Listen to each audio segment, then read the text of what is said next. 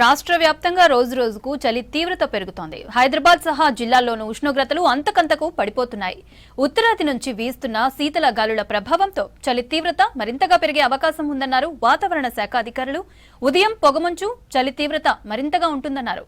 పలు జిల్లాలకు orange, yellow alert జారీ చేశారు.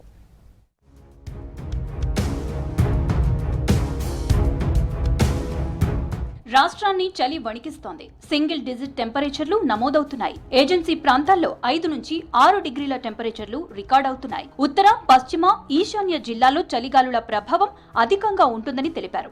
ఉత్తరాది నుంచి వీస్తున్న చలిగాలులతో టెంపరేచర్లు పడిపోతున్నాయని తెలిపారు. శీతల గాలుల ప్రభావంతో చలి తీవ్రత మరింతగా పెరిగే అవకాశం ఉందంటున్నారు వాతావరణ శాఖ ఆఫీసర్లు. సగటు కంటే కూడా ఎప్పుడైతే ఈ కనిష్ట ఉష్ణోగ్రతలు సగటు కంటే కూడా తక్కువగా 5 డిగ్రీలు తక్కువగా నమోదవుతాయో అప్పుడు మాత్రం ఈ యొక్క శీతల గాలుల ప్రభావంతో పాటు చలి తీవ్రత కూడా అధికంగా కనిపిస్తూ ఉంటుంది. ఇప్పుడు కనుక చూసుకున్నట్లయితే ఆదిలాబాద్, అలాగే చూసుకున్నట్లయితే మెదక్ జిల్లాల్లోనే మనకి అధికంగా ఈ యొక్క శీతల గాలుల ప్రభావం అనేది స్పష్టంగా కనిపిస్తుంది.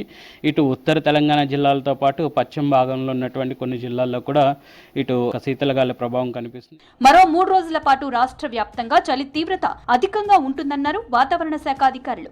సాధారణం కంటే 2-3 డిగ్రీలు చలి పెరగనుందని తెలిపారు. చలిగాలులు పగటిపూట ఉష్ణోగ్రతల వల్ల ఏర్పడుతున్న తేమ కారణంగా చలి మరింతగా పెరుగుతుందన్నారు. రానున్న 3 రోజులు చలి పెరిగే ఛాన్స్ ఉండటంతో పలు జిల్లాలకు అలర్ట్ ఇచ్చారు వెదర్ ఆఫీసర్లు. ఒక విధంగా మేఘకృతమైనటువంటి వాతావరణం కనిపించినప్పటికీ కూడా రేడియేషన్ కూలింగ్ అనేది ఇంపాక్ట్ వల్ల కూడా ఈ యొక్క పొగమంచు ప్రభావంతో పాటు శీతలగాలుల ప్రభావం కూడా మనకి కనిపిస్తూ ఉంటుంది.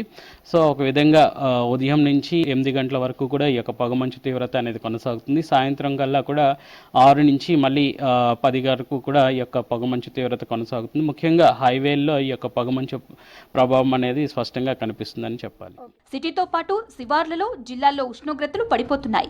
చలి, శీతల గాలులు, పొగమంచుతో జనం తీవ్ర అవస్థలు పడుతున్నారు. అత్యల్పంగా సంగారెడ్డి జిల్లా కోహిర్లో 7.4 డిగ్రీల కనిష్ట ఉష్ణోగ్రతలు నమోదయ్యాయి. సిటీ పరిధిలో హెచ్సియు దగ్గర 10 డిగ్రీల టెంపరేచర్ నమోదైంది.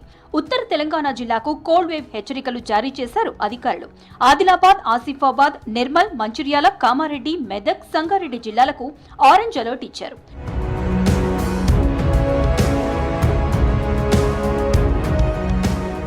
ఉమ్మడి మెదక్ జిల్లా వ్యాప్తంగా చలి తీవ్రత రోజు రోజుకు పెరుగుతోంది. జిల్లాలో చలికి కాలుష్యం తోడవడంతో జనం ఉక్కిరిబిక్కిరవుతున్నారు. పిల్లలు, వృద్ధులు ఇళ్లలో నుంచి బయటికి రాలేని పరిస్థితులు నెలకొన్నాయి. ఇటు ఉమ్మడి ఆదిలాబాద్ లోనూ చలి తీవ్రత ఎక్కువగా ఉంది. 10 డిగ్రీల లోపే కనిష్ట ఉష్ణోగ్రతలు నమోదవుతున్నాయి. అత్యల్పంగా కొమరం భీం జిల్లా సిర్పూర్లో 7.9 డిగ్రీల టెంపరేచర్ నమోదైంది.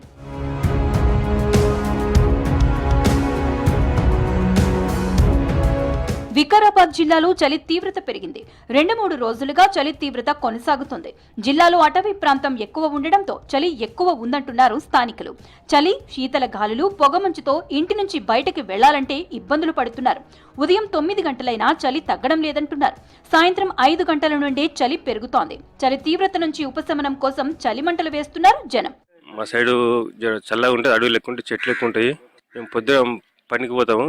పనికి వెళ్ళేటప్పుడు చేతులు తిమ్మిళ్ళు పడుతున్నాయి, అంతా చలి పెడుతున్నది, నడవలేకపోతున్నాం. అది బాగా చలి ఉన్నది 4-5 డేస్ నుంచి. ఇక్కడ అడవి ప్రాంతాలు ఎక్కువ ఉన్నాయి. దీనివల్ల చలి తీవ్రంగా ఎక్కువ ఉంది. ప్రజలు భయపడుతున్నారు బయటికి రావడానికి. అదే వ్యవసాయదారులు పొలాల దగ్గరికి వెళ్ళడానికి కూడా భయపడుతున్నారు. బైక్ పైన తిరగని పరిస్థితి ఉంది. చలి చాలా పోయిన సంవత్సరం కంటే ఈ సంవత్సరం చాలా ఎక్కువ చలి ఉండడం వల్ల ప్రజలు చాలా పనులు చేయలేకపోతున్నారు. చలి తీవ్రత ఎక్కువగా ఉండటంతో ప్రజలు అప్రమత్తంగా ఉండాలని సూచిస్తున్నారు డాక్టర్లు. వృద్ధులు, చిన్నపిల్లలు, శ్వాసకోశ సమస్యలు ఉన్నవారు మరింత జాగ్రత్తగా ఉండాలని సూచిస్తున్నారు.